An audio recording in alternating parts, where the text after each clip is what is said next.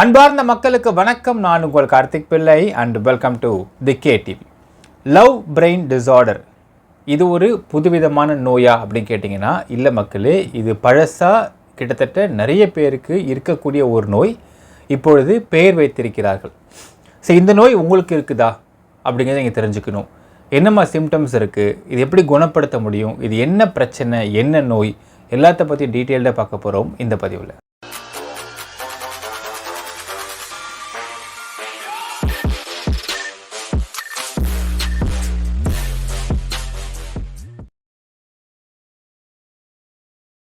ரெண்டு நாளைக்கு முன்னாடி மக்களே, 23/4/2024 ஒரு ஃபோன் கால் வருது. சைனா இருக்கக்கூடிய ஒரு போலீஸ் டிபார்ட்மெண்ட்டுக்கு. ஒரு பையன் பேசுகிறான். அந்த பையனுக்கு ஒரு 19 வயசு இருக்கும். அந்த பையன் ஃபோன் பண்ணி இந்த மாதிரி கொஞ்சம் உடனடியாக என்னோடய வீட்டுக்கு வாங்க, என்னுடைய கேர்ள் ஃப்ரெண்டு தற்கொலை பண்ணிக்கிறதுக்கு நின்றுருக்கா, நான் கிட்ட போனால் குதிச்சிருவேன்னு சொல்லி பயமுறுத்துறா, என்ன பண்ணுறதுன்னு தெரில அப்படின்னு சொல்லிட்டு அவன் சொல்கிறான்.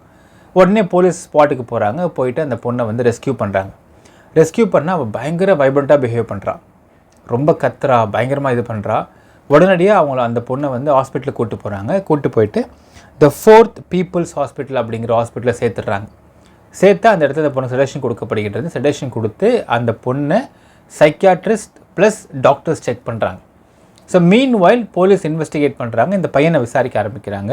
அப்போ நீங்கள் யாருன்னு கேட்குறப்ப அந்த பையன் சொல்கிறான், அந்த பொண்ணு காலேஜ் ஃபஸ்ட் இயர் படிக்கிறப்ப தான் வீட்டை விட்டு வெளியே வந்திருக்காங்க. இப்போ 3rd இயர் படிச்சுட்ருக்கான் அந்த பொண்ணு. ஸோ 3rd இயர் படிக்கிற இந்த பையனும் கூட படிக்கிற பையன் தான். 2 பேரும் லவ் பண்ண ஆரம்பிச்சிருக்காங்க. 2 பேரும் தனியாக லிவிங்கில் இருந்திருக்கிறாங்க. ஸோ அதனால் வீடு எடுத்து தங்கி வாழ்க்கை நடத்திட்டு இருந்துக்கிறாங்க. அந்த பொண்ணு இந்த பையனுக்கு கேர்ள் ஃப்ரெண்டாக இருந்திருக்காங்க. ஸோ இப்படி இருக்கும் பட்சத்தில் இந்த பொண்ணு ஆரம்பத்தில் ரொம்ப பாசமாக இருந்திருக்கா. போக போக அந்த பாசம் ரொம்ப டிபெண்ட்டாக மாற ஆரம்பிச்சிருக்கு. எந்தளவுக்கு டிபெண்ட்டாக மாற ஆரம்பிச்சிருக்கு அப்படிங்கிற சொல்கிறான் அந்த பையன். அப்படின்னால் இந்த பையன் வெளியே போவானா ஃப்ரெண்ட்ஸோட, இந்த பொண்ணு வீட்டில் இருப்பாங்களாம். இப்படி இருக்கிற சமயத்தில் இந்த பையனுக்கு மெசேஜ் வருமா. என்ன மெசேஜ் வரும்னு கேட்டிங்கன்னா, WeChatல கேமரா ஆன் பண்ணுன்னு மெசேஜ் வருமா. இந்த பையன் ஃப்ரெண்ட்ஸ்கிட்ட பேசிகிட்டு இருப்பானா, கண்டுக்க மாட்டானான். கண்டுக்காமல் விட்டுட்டு அவன் பாட்டுக்கு அவன் அந்த மெசேஜ் இக்னோர் பண்ணிட்டு போனால், அந்த மெசேஜுக்கு ரிப்ளை பண்ணலைன்னு தெரிஞ்சால் உடனே மறுபடியும் மெசேஜ் வந்துகிட்டே இருக்குமா. அப்புறமா அவன் இக்னோர் பண்ணிருக்கான் அப்படின்னா மறுபடியும் பார்த்தீங்கன்னா இமீடியட்டாக அந்த பையனுக்கு அந்த பொண்ணு வீடியோ கால் பண்ணிகிட்டே இருந்தாங்களாம். ஸோ வீடியோ கால் பண்ணுறது, இவன் கட் பண்ணுறது, திரும்ப பண்ணுறது, கட் பண்ணுறது. ஒரு பாயிண்ட்டுக்கு மேலே எடுத்து என்னன்னு கேட்டால், ஏன் நீ மெசேஜ் நீ டெலீட் பண்ணுற, ஏன் ரிப்ளை பண்ண மாட்டேங்கிற, ஏன் இக்னோர் பண்ணுற, ஏன் WeChat கேமரா ஆன் பண்ண மாட்டேங்கிற அப்படின்னு சொல்லிட்டு கத்துவாலாம். ஸோ கத்துவா. அதுக்கப்புறம் இவனை திட்டிட்டு வச்சுட்டான் அப்படின்னா அந்த பொண்ணு உருன்னு இருக்குமா. திரும்ப அவன் வீட்டுக்கு வந்ததும் அந்த பொண்ணை சமாதானப்படுத்தியிருக்கான். இது நார்மலான பொசசிவான ஃபைட்டு தான் நினச்சிட்டு இருந்திருக்கான். இது போக போக ரொம்ப அப்சஷன் ஆகி போயிட்டுருக்கு. ஸோ சம்பவம் நடந்த அன்றைக்கி பார்த்திங்கன்னா அந்த பையன் வெளியே போயிருக்கான். ஏதோ ஒரு முக்கியமான வேலையாக போயிருந்திருக்கான். அதனால் அந்த பொண்ணு இன்னொன்று பார்த்திங்கன்னா, இந்த பையன் எங்கே போனாலுமே ஒவ்வொரு செகண்டுக்குமே எங்கே இருக்கிறேன் அப்படிங்கிற அந்த வேரபோர்ட்ஸ் இன்ஃபார்ம் பண்ணிட்டே இருக்கணும் அந்த பொண்ணுக்கு. ஸோ வேரபோர்ட்ஸ் இன்ஃபார்ம் பண்ணாமல் விட்டுட்டான்னா உடனே ஃபோன் வரும், மெசேஜ் வரும், வீடியோ கால் வரும், WeChat ஆன் பண்ண சொல்லுவாள் கேமராவை. இப்படி தொடர்ந்து இருந்துகிட்டே இருந்திருக்கு. இவன் ஒரு பாயிண்ட்டுக்கு மேலே இந்த ரிலேஷன்ஷிப்லேருந்து விலகவும் முடியலை. விலகவும் அவனுக்கு கஷ்டமாக இருந்திருக்கு இந்த பொண்ணை பார்த்தா. பட் ரொம்ப க்ளோஸாகவும் போனால் ரொம்ப டார்ச்சராக இருந்திருக்கு இந்த பையனுக்கு. இது ரொம்ப எக்ஸசிவாக போயிட்டே இருந்திருக்கு. சம்பவம் நடந்த அன்றைக்கி பார்த்தீங்கன்னா அந்த பையன் ஏதோ முக்கியமாக ஒர்க்காக வெளியே போயிருந்திருக்கான். அன்றைக்கி 100 டைம்ஸ் மேலே கால் பண்ணிருக்கான் அந்த பொண்ணு. இவன் எடுக்க முடியாத சிச்சுவேஷன், எடுக்காமலே இருந்திருக்கான். 100 வாட்டி கால் பண்ணிட்டே இருந்திருக்கான் அந்த பொண்ணு. அப்போ இந்த பையன் எடுக்கலை. இப்போ ஃபோன் எடுத்தோம்னா அது சண்டையாக மாறும் அப்படிங்கிறத நினச்சிக்கிட்டு ஃபோனை எடுக்காமலேயே அந்த வேலையை முடிச்சுட்டு வீட்டுக்கு வந்திருக்கான். வீட்டுக்கு வந்தால் அந்த பொண்ணு வீட்டு உள்ள பாத்திரத்தை தூக்கி கீழே போட்டிருக்கா, சண்டை போட்டிருக்கா, கத்தியிருக்கா. ஏன் என் ஃபோன் எடுக்கலன்னு கத்தியிருக்கா. அவன் சொல்லியிருக்கான், இந்த மாதிரி வேலையாக இருந்திருக்கு, நான் வேலையில் எடுக்கலை, வேலை முடிச்சுட்டு பார்த்தா 100 மிஸ் கால் இருந்துச்சு. ஸோ 100 மிஸ் கால் இருந்ததுன்னா நான் எடுத்தேன்னா சண்டை வரும்னு தெரியாது, நான் வீட்டுக்கு நேராக வந்துட்டேன் சமாதானப்படுத்த ஒன்று அப்படின்னு சொல்கிறான். அந்த பொண்ணு கேட்கல, நேராக பால்கனிக்கு போயிருக்கா. போயிட்டு அங்கேருந்து குதிக்க போகிறேன். அதனால் இந்த பையன் பயந்துட்டான். குதிச்சா கேஸ் ஆயிருன்றது உனக்கு பயம் வந்துடுச்சு. நான் தப்பே பண்ணல, என்ன பண்ணுறா, ஏன் இப்படி பண்ணுறான்ற பயம் வந்துடுச்சு. உடனே என்ன பண்ணிட்டான், போலீஸ் கால் பண்ணிட்டான். கால் பண்ணி போலீஸ் வர வச்சுட்டாங்க. ஸோ போலீஸ் அந்த பொண்ணை காப்பாற்றினதுக்கப்புறம் தான் நடந்த போலீஸ்க்கு தெரியும் மக்களே. இப்போ போலீஸ் ரொம்ப ஷாக் ஆகுறாங்க. இப்படிலாம் இருக்குதா, இப்படிலாம் ஒரு பொண்ணு இருப்பாளா, ஏன் இப்படி இந்த பொண்ணு இப்படி இருக்கா, என்ன காரணம் அப்படிங்கிறத யோசிக்க ஆரம்பிக்கிறாங்க. ஸோ மீன்வைல் அந்த ஹாஸ்பிட்டல் டாக்டர் அந்த பொண்ணை செக் பண்ணுறாங்க. சைக்கியாட்ரிஸ்ட் டாக்டரான டாக்டர் டூ நா அப்படிங்கிறவர் வரார். இப்போ இந்த பொண்ணோட பெயர் பார்த்தீங்கன்னா மக்களே, ஃபஸ்ட் நான் அதை ப்ரொனவுன்ஸ் பண்ணல, ஃபஸ்ட் நான் வந்து ஸ்பெல் பண்ணுறேன். XIAOYU. இது எப்படி சைனீஸ் லாங்குவேஜை ப்ரொனவுன்ஸ் பண்ணுவாங்க அப்படின்னு பார்த்தீங்கன்னா ஷாவ்யூ அப்படிங்கிறாங்க. அப்போது இந்த பொண்ணோட பேர் ஷாவ்யூ அப்படிங்கிறது செம கிரேசியாக இருக்கும் மக்களே. ஏன் நான் லாஸ்ட்டாக உங்களுக்கு சொல்கிறேன். அடுத்தது டாக்டர் டூனா வரார், வந்துட்டு பார்த்துட்டு டயக்னோஸ் பண்ண சொல்கிறார். இந்த பொண்ணு வந்து லவ் பிரெயின் டிஸார்டரில் பாதிக்கப்பட்டிருக்கா அப்படிங்கிறத சொல்கிறார். அது என்னங்க லவ் பிரெயின் டிஸார்டர் அப்படின்னு கேட்டிங்கன்னா, இதுக்கு இன்னொரு பேர் சொல்கிறாங்க, which is called border line personality disorder. இது என்ன பண்ணும் அப்படிங்கிறத பார்க்குறதுக்கு முன்னாடி இதெல்லாம் ஏன் வருது அப்படிங்கிறத ஃபஸ்ட் சொல்கிறாங்க.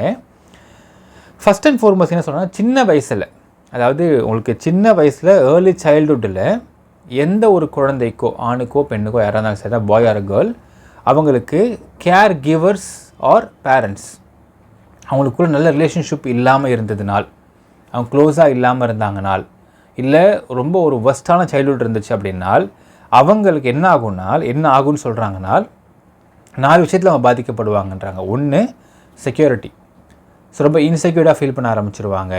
ரெண்டாவது அவாய்டண்ட், இவங்க they become avoidant to all, எல்லாருமே அவாய்ட் பண்ணுற ஒரு பீப்புளாக இருக்கிறதுனால ரொம்ப ஒரு மாதிரி வருத்தத்திலே இருப்பாங்க. அப்போ யாராவது ஒருத்தவங்க கிடச்சாங்கன்னா அவங்க ரொம்ப டிபெண்ட்டாக மாற ஆரம்பிக்கிறாங்க அப்படிங்கிறாங்க.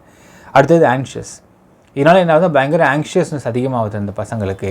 அண்ட் எல்லாத்துக்கும் மேலே டிஸ்ஆர்கனைஸ்ட் அட்டாச்மெண்ட், இதெல்லாம் பாதிக்கப்பட்ட குழந்தையாக அந்த குழந்தையோட சைல்டுஹுட் இருந்துச்சு, especially from parents or care givers இருந்துச்சுன்னால் அவங்க வளர வளர வளர அவங்களுக்கு என்னென்ன மாதிரி பிரச்சனை ஏற்படுன்றாங்கனால் anxiety, depressions and bipolar disorder. So bipolar disorder, anxiety, டிப்ரெஷன்ஸ்லாம் ஒன்றா சேர்ந்து அந்த குழந்தைக்கு இருக்கிறப்போ அந்த குழந்தை சின்ன வயசுலேருந்து அதோடு சேர்ந்து வளர வளர என்ன ஆகும்னா அதோடைய அடல்ட் ஸ்டேஜில், முக்கியமாக லவ் ரிலேஷன்ஷிப்ஸில், ரொமான்ஸ் ரிலேஷன்ஷிப்ஸில் அந்த அந்த பையனோ பொண்ணோ it will be affected by this love brain disorder. இது என்ன ஆகும்னு பார்த்தீங்கன்னா மக்களே, அதீத அன்பு, அதீத ஒரு பாசத்தை வெளிப்படுத்த தெரியாமல் தன் மேலே எல்லோரும் இன்ட்ரெஸ்ட் போயிடுமோ, தன் லவ் ஒன்ஸ்க்கு இன்ட்ரெஸ்ட் போயிடுமோ, நம்ம மேலே நம்மளை விட்டு விலகிடுவானோ, போயிடுவானோ, அவ்வளோதானோ, முடிஞ்சு போச்சோ அப்படிங்கிற பயத்திலேயே வாழ ஆரம்பிச்சிட்ருப்பாங்க. தே பிகம்ஸ் மோர் இன்செக்யூர். இதுதான் இந்த லவ் பிரெயின் டிஸார்டர் அப்படிங்கிறது கண்டுபிடிச்சிருக்காங்க சைனாவில். இது நிறைய குழந்தைகளுக்கு, அது இந்த காலத்தில் உள்ள நிறைய நபர்களுக்கு இது இருக்கின்றது அப்படிங்கிறது சொல்கிறாங்க டாக்டர்ஸ்.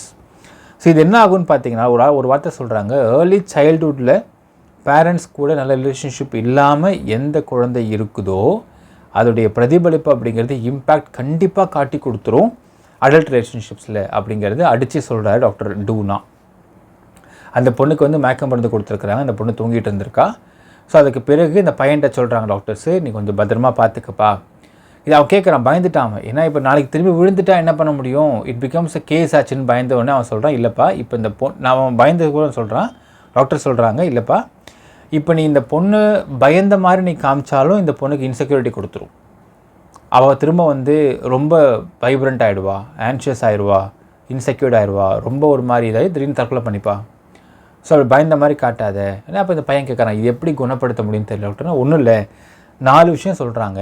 ப்ராக்டிஸிங் செல்ஃப் லவ், அந்த பொண்ணை நீ மோட்டிவேட் பண்ணிகிட்டே இரு. அந்த பொண்ணை மோட்டிவேட் பண்ண தன்னையே அவள் லவ் பண்ண ஆரம்பிப்பா. என்றைக்கு தன்னை லவ் பண்ண ஆரம்பிக்கிறாளோ அப்போ அவளுக்கு செல்ஃப் கான்ஃபிடென்ஸ் அதிகமாயிரும். அப்போது அது மற்றவங்க மேலே டிபெண்ட்டாக இருக்கிறதுக்கு அது தட்டுப்படுத்தும், அது குறைக்கும் அப்படிங்கிறாங்க. நெக்ஸ்ட்டு மைண்ட்ஃபுல்னஸ், இது ரொம்ப ரொம்ப முக்கியமாக சொல்கிறாங்க டாக்டர்ஸ் மக்களே. மைண்ட்ஃபுல்னஸ் அப்படிங்கிறது என்ன அர்த்தம்னு பார்த்தீங்கன்னா, living in the present moment.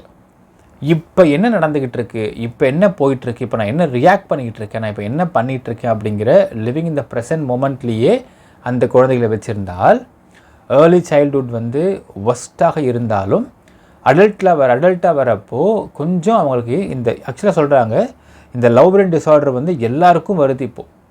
But இந்த லிமிட்டட் இதில் இருக்குது, லெங்த்தில் இருக்குது. அதோடைய டெப்த் அதிகமாக தான் இந்த மாதிரி ரொம்ப எக்ஸ்ட்ரீமாக போயிடுறாங்க. எப்படி அதை மேனேஜ் பண்ணுறாங்க அப்படின்றப்ப டாக்டர் சொல்கிறாரு, இது முக்கியமாக அவங்க எமோஷன்ஸை மேனேஜ் பண்ணுறதுக்கான ட்ரிக் அண்ட் டெக்னிக்ஸ் தான்.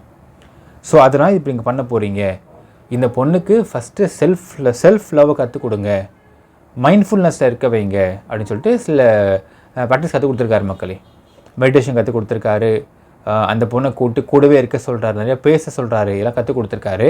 இதெல்லாம் கற்றுக் கொடுத்து அப்புறம் தான் பியூட்டி என்னென்னு பார்த்தீங்கன்னா, இந்த சொல்லிக் கொடுக்குற அந்த பையன்கிட்ட டாக்டர் சொல்லிக் கொடுத்ததுக்கப்புறம் அந்த பொண்ணை வந்து மயக்கம் தெளிகிறாங்களாம்.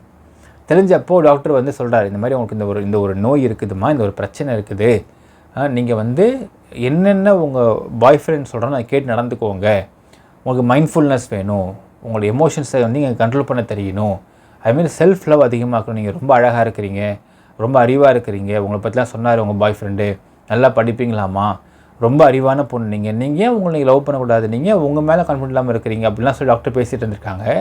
அந்த பொண்ணு அதெல்லாம் விட்டுருச்சா மக்களே. விட்டுட்டு எந்திரிச்சதுமே பாய் ஃப்ரெண்டை இதெல்லாம் கேட்டோன்னே பையன் திரும்ப அந்த பொண்ணு பாய் ஃப்ரெண்டை பார்த்துட்டு அப்போ விட்டு போயிடுவான்னு கேட்டிருக்கு. பாய் ஃப்ரெண்டுக்கு சிரிக்கிறதா அழுவதான் தெரியலையாமா. அவன் சொல்லியிருக்கான், நான் விட்டுட்டு போகிறதா இருந்தால் நான் ஏன் போலீஸை கூப்பிடணும், நான் ஏன் இன்னும் வந்துட்டு ஹாஸ்பிட்டல் நான் கூட உட்காந்து உன் கூட பேசிட்டுன்னு கேட்டிருக்கான். அந்த பொண்ணு அழ ஆரம்பிச்சிருக்கு. ஸோ இதுதான் அந்த நடந்த சம்பவம் மக்களே on 23rd of April. So இந்த மாதிரி நிறைய பேர் முக்கியமாக உலகம் பூரா பாதிக்கப்பட்டவங்க இருக்கிறாங்க. அண்ட் எஸ்பெஷலி இன் இந்தியா நிறைய பேர் இது பாதிக்கப்பட்டுருக்காங்க ஆன் லவ் பிரெயின் டிஸார்டர் அப்படிங்கிறத ஒரு சர்வே சொல்கிறாங்க. ஸோ இதனை ஓவர் கம் பண்ணுறதுக்கு இப்போ நிறைய இடங்களில் பார்த்தா இப்போ இருக்க 2K கிட்ஸ் வந்து ஒரு வார்த்தை யூஸ் பண்ணுறாங்க, which is called toxic relationship அப்படிங்கிறாங்க. அது டாக்ஸிக் அப்படிங்கிறத எதை வச்சு வரையறைப்படுத்துகிறாங்கன்றது நமக்கு இன்னும் தெளிவாக தெரியல மக்களே. ஆனால் as per the psychological word பார்த்திங்கன்னா இந்த லவ் பிரெயின் டிஸார்டர் அப்படிங்கிறது நிறைய அடல்ட்டுக்கும் நிறைய குழந்தைகளுக்கும் நிறைய டீனேஜ் பசங்களுக்கும் அதிகமாக இருக்கிறது. இதனை ஓவர் கம் பண்ணுறதுக்கு சில விஷயங்கள் மட்டும் அவங்க ஃபாலோ பண்ணணும்னு டாக்டர் சொல்கிறாங்க. ஃபஸ்ட்டு செல்ஃப் லவ், அவங்களுடைய ப்ளஸ் என்னன்றதை இன்னொருத்தவங்க மோட்டிவேட் பண்ணால் அவங்க தெரிஞ்சுக்கலாம், இல்லை அவங்களே அவங்க ப்ளஸ்ஸை தெரிஞ்சுக்கிட்டு செல்ஃப் ரெஸ்பெக்டை டெவலப் பண்ணிக்க தெரிஞ்சுக்கணும், ப்ளஸ் செல்ஃப் மோட்டிவேஷனாக இருக்கணும் தெரிஞ்சுக்கணும். அண்ட் இன்டைரக்டாக அவங்க கான்ஃபிடென்ஸை அதிகப்படுத்த மற்றவங்க மேலே வைக்கக்கூடிய அந்த அபண்டன்ட்டான ஒரு அட்டாச்மெண்ட்டை கொஞ்சம் குறைய ஆரம்பிக்கும் அப்படிங்கிறாங்க. ரெண்டாவது மைண்ட்ஃபுல்னஸ், ப்ரெசண்ட்டில் என்ன அவங்க பண்ணிகிட்ருக்காங்க, என்ன செய்கிறோம், கத்துறோமா, திட்டுறோமா, கோவப்படுறோமா, என்ன பண்ணுறோம், நம்ம என்ன எமோஷனில் இருக்கோம் அப்படிங்கிறத அலர்ட்டாக இருக்கிறதுக்கு மெடிடேஷன் ரொம்ப முக்கியம் அப்படின்றாங்க. ரெண்டும் இருந்தால் இந்த மாதிரி குழந்தைகள் கொஞ்சம் மீறி வருவதற்கு வாய்ப்பு இருக்கிறது அப்படிங்கிறாங்க. அண்ட் இன்ஃபேக்ட் ஒரு விஷயம் சொல்கிறாங்க மக்களே, அபண்டன்ட் சைல்டுக்கிட்ட தான் எனாமஸான டேலண்ட்ஸ் இருக்கும் அப்படிங்கிற ஒரு சர்வே சொல்கின்றன. ஸோ இந்த அபண்டன்ட் சைல்டு இந்த மாதிரி சைக்கலாஜிக்கல் இஷ்யூஸால் பாதிக்கப்படாமல் அவங்கள மீட்டு கொண்டு வந்துட்டால் அவங்களுடைய டேலண்ட்டும் அவங்களுடைய பொட்டென்ஷியலும் வேறு மாதிரி யூஸ் பண்ண முடியும் அப்படிங்கிறதையும் டாக்டர் சொல்கிறாங்க. ஸோ இதற்கு வழிவகுக்கிறதுக்கு 2 ஆஸ்பெக்ட் ரொம்ப முக்கியம்.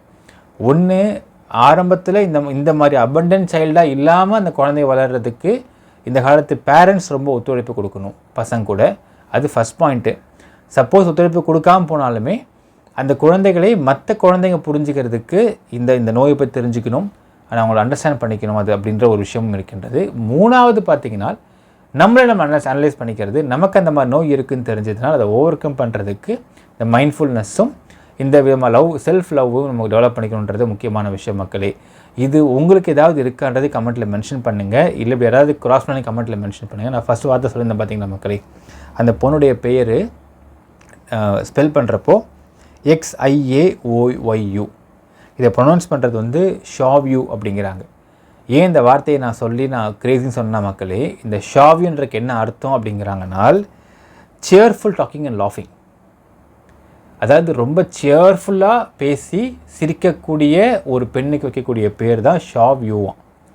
ஆனால் இந்த பொண்ணுக்கு சம்மந்தமே இல்லாமல் வச்சிட்டாங்கன்னு நினைக்கிறேன். பட் ஓகே, இதுக்கு மேலே இந்த பொண்ணு இந்த பேருக்கு ஏற்ற மாதிரி வாழுவான்றதை நான் பார்க்கணும் மக்களே. அண்ட் ஒன் மோர் திங், நீங்கள் அப்படியே ஆளை கிராஸ் பண்ணுறீங்களா உங்கள் லைஃப்பில், இல்லை நீங்கள் அப்படி இருக்கிறீங்களா அப்படிங்கிறதையும் நீங்கள் கமெண்ட்டில் மென்ஷன் பண்ணுங்கள். நன்றி, வணக்கம்.